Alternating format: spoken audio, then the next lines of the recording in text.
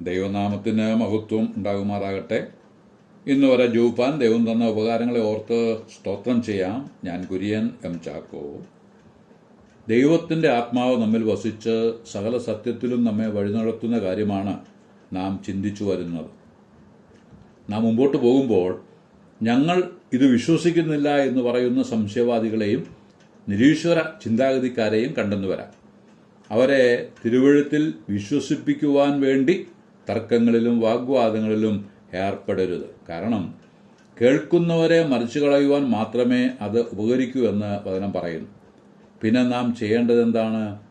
അവരെ ബുദ്ധിയോപദേശിച്ച് നേർവഴിക്ക് നടത്തുവാൻ കഴിയുന്ന ദൈവകരങ്ങളിലേക്ക് ഫലമേൽപ്പിച്ച് പ്രാർത്ഥിക്കുക. എഴുതപ്പെട്ട തിരുവെഴുത്തുകളെ സാധിക്കുമെങ്കിൽ പകർന്നു കൊടുക്കുക.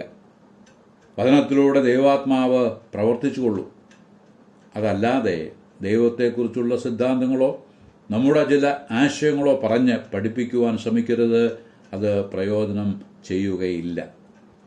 തിരുവെഴുത്തിലുടനീളം കാണുന്നത് വ്യക്തികൾ പരിശുദ്ധാത്മാവിനാൽ നിറയുമ്പോൾ അവർ തങ്ങളെപ്പറ്റിയോ തങ്ങൾ ഉൾപ്പെട്ടു നിൽക്കുന്ന സഭാ വിഭാഗങ്ങളെപ്പറ്റിയോ പ്രസംഗിക്കാതെ ക്രിസ്തുവിനെ, അതും ക്രൂശിക്കപ്പെട്ട ക്രിസ്തുവിനെ പ്രസംഗിക്കുന്നു എന്നാണ്. ലൂക്കോസ് സുവിശേഷം 1-അധ്യായം 67 മുതൽ 70 വരെ വാക്യങ്ങളിൽ യോഹന്നാൻ സ്നാപകന്റെ പിതാവായ സെഖര്യാ പുരോഹിതനെ പറ്റി വായിക്കുന്നത്, അവന്റെ അപ്പനായ സെഖര്യാവ് പരിശുദ്ധാത്മാവ് നിറഞ്ഞവനായി പ്രവചിച്ചു പറഞ്ഞത്, ഇസ്രായേലിന്റെ ദൈവമായ കർത്താവ് അനുഗ്രഹിക്കപ്പെട്ടവൻ. അവൻ തന്റെ ജനത്തെ സന്ദർശിച്ച് ഉദ്ധാരണം ചെയ്യുകയും ആദ്യം മുതൽ തന്റെ വിശുദ്ധ പ്രവാചകന്മാർ മുഖാന്തരം അരുളി ചെയ്തതുപോലെ നമ്മുടെ ശത്രുക്കളുടെ വശത്തു നിന്നും നമ്മെ പകയ്ക്കുന്ന ഏവരുടെയും കയ്യിൽ നിന്നും നമ്മെ രക്ഷിപ്പാൻ തന്റെ ദാസനായ ദാവീദിന്റെ ഗൃഹത്തിൽ നമുക്ക് രക്ഷയുടെ കൊമ്പ് ഉയർത്തുകയും ചെയ്തിരിക്കുന്നു. ഇവിടെ പരിശുദ്ധാത്മാവ് നിറഞ്ഞവനായി സെഖര്യാവ് ദൈവത്തിന്റെ അരുളപ്പാടിന്റെ നിവൃത്തിയെപ്പറ്റിയാണ് സംസാരിച്ചത്.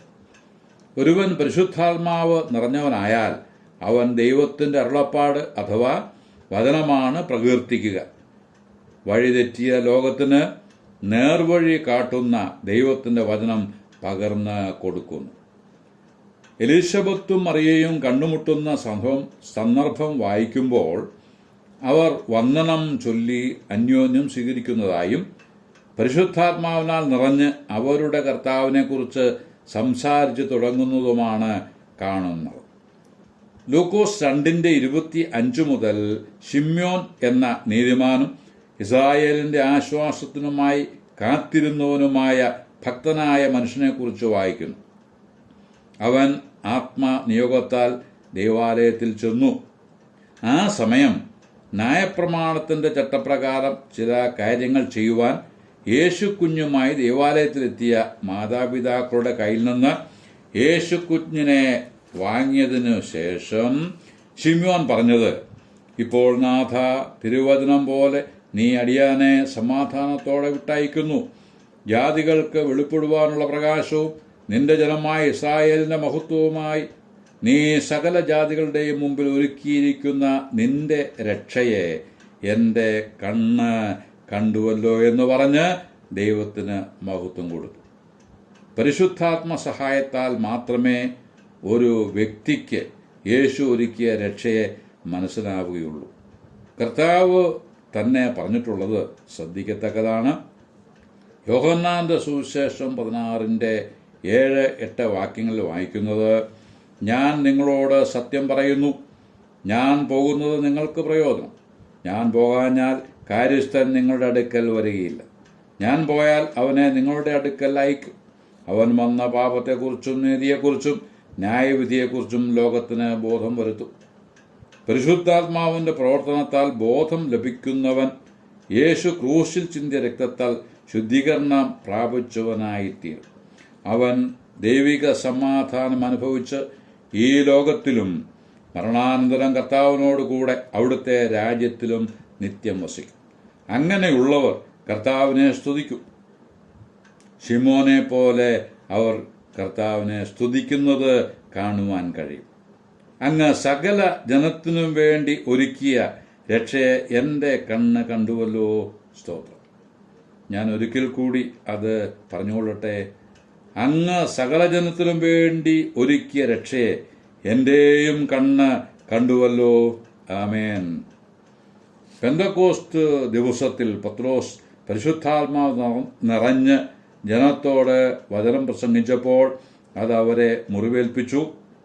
ജനം പത്രോസിനോടും ശേഷം അപ്പസ്തോലന്മാരോടും ചോദിച്ചു, സഹോദരന്മാരായ പുരുഷന്മാരെ, ഞങ്ങൾ എന്ത് ചെയ്യണം? അവർ പറഞ്ഞു, മാനസാന്തരപ്പെട്ട് സുവിശേഷത്തിൽ വിശ്വസിച്ച് സ്നാനമേൽപ്പിൻ.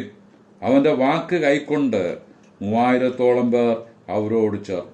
അവർ അപ്പസ്തോലന്മാരുടെ ഉപദേശം കേട്ടും കൂട്ടായ്മ ആചരിച്ചും അപ്പം നുറുക്കിയും പ്രാർത്ഥന കഴിച്ചും പോന്നു. പ്രവൃത്തിയുടെ പുസ്തകം 6:10 വായിക്കുന്നത്, സ്തഫാനോസ് സംസാരിച്ച വചനത്തോടും ആത്മാവോടും എതിർത്ത് നിൽപ്പാൻ അവർക്ക് കഴിഞ്ഞില്ല എന്നാണ്. ആത്മനിറവിൽ അറിയിക്കുന്ന വചനത്തെ എതിർക്കുവാൻ പിശാചിന് കഴിവില്ല. അതിനാൽ പിശാച് മറ്റ് സംഭവവികാസങ്ങൾ ഉളവാക്കി രംഗം വഷളാക്കുന്നു. അങ്ങനെ അപകടം വരുത്തി വയ്ക്കുന്നു. പ്രവൃത്തിയുടെ പുസ്തകത്തിൽ ബർന്നബാസിനെക്കുറിച്ചും പൗലോസിനെക്കുറിച്ചും വായിക്കുന്നത് അവർ പരിശുദ്ധാത്മാവ് നിറഞ്ഞവരായി ശുശ്രൂഷ ചെയ്തു എന്നാണ്. അതിൻ്റെ ഫലമായി വളരെ പുരുഷാരം കർത്താവിനോട് ചേർന്നു. ഈ ഭാഗങ്ങളിലെല്ലാം വായിച്ചത് മനുഷ്യരെ ഉപയോഗിക്കുന്ന ദൈവത്തിൻ്റെ പ്രവൃത്തിയെക്കുറിച്ചാണ്. ന്യായാധിപന്മാരുടെ പുസ്തകം 7:18-20 വാക്യങ്ങളിൽ കാണുന്നത്, യഹോവയ്ക്കും ഗിദെയോനും വേണ്ടി എന്നും യഹോവയ്ക്കും ഗിദെയോനും വേണ്ടി വാൾ എന്നുമുള്ള ആർപ്പാണ്. ഗിദെയോൻ കർത്താവിൻ്റെ കൽപ്പന കൂടാതെ പുറപ്പെട്ടിരുന്നെങ്കിൽ തീർച്ചയായും പരാജയപ്പെടുമായിരുന്നു. എന്നാൽ കർത്താവ് ഗിദെയോനെ ഉപയോഗിച്ചു. തിരുവെഴുത്ത് നാം അന്വേഷിച്ച് വായിച്ചാൽ ദൈവം മനുഷ്യരെ തിരഞ്ഞെടുക്കുകയും ഉപയോഗിക്കുകയും ചെയ്യുന്നതിൻ്റെ വിവരണം കാണാം. മാനുഷിക മുഖാന്തരത്തിലൂടെയാണ് ദൈവം ഒരാളെ മാനസാന്തരത്തിലേക്ക് നയിക്കുന്നത്. അങ്ങനെയല്ലാതെ സ്വന്തം ശക്തിയാൽ ദൈവത്തിന് അങ്ങനെ ചെയ്യുവാൻ കഴിയുകയില്ല എന്ന് ആരും ചിന്തിച്ചു പോകരുത്. ദൈവത്തിന് സകലവും സാധ്യമാണ്. എന്നാൽ ഈ കാലത്ത് ദൈവം അങ്ങനെ ചെയ്യുന്നില്ല. അതിൻ്റെ ഒരു കാരണം, രക്ഷിക്കപ്പെട്ട് സ്നാനപ്പെട്ട് ദൈവത്തെ ആരാധിച്ചും അവിടുത്തെ സാക്ഷിച്ചും പോകുന്നവർക്ക് നിത്യതയിൽ പ്രതിഫലം ഉണ്ടാകുവാൻ ഈ ശുശ്രൂഷ എന്നെയും നിങ്ങളെയും ഭരമേൽപ്പിച്ചിരിക്കുന്നു എന്ന് നാം മനസ്സിലാക്കണം. അത് യോഗ്യമായി ചെയ്താൽ അതിൻ്റെ പ്രതിഫലം ദാനിയേലിൻ്റെ പുസ്തകം 12:3 പറഞ്ഞിട്ടുണ്ട്.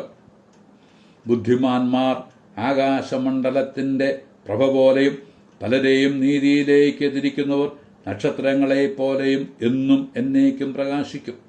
ഇതോട് ചേർത്ത് കൊരിന്ത്യർക്കെഴുതിയ 1-ാം ലേഖനം 15:41 കൂടെ വായിച്ചുകൊള്ളട്ടെ. നക്ഷത്രങ്ങളുടെ തേജസ് ഒന്ന് വേറെ തന്നെ, എന്നാൽ നക്ഷത്രങ്ങൾ തമ്മിൽ തേജസ്സിൻ്റെ അടിസ്ഥാനത്തിൽ വ്യത്യാസപ്പെട്ടിരിക്കും എന്നുള്ളത് നാം മനസ്സിലാക്കണം.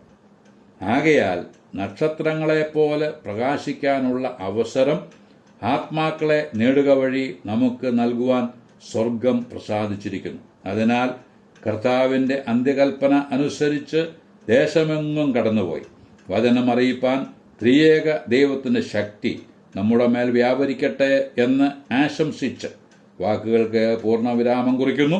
ദൈവനാമം മഹത്വപ്പെടുമാറാകട്ടെ.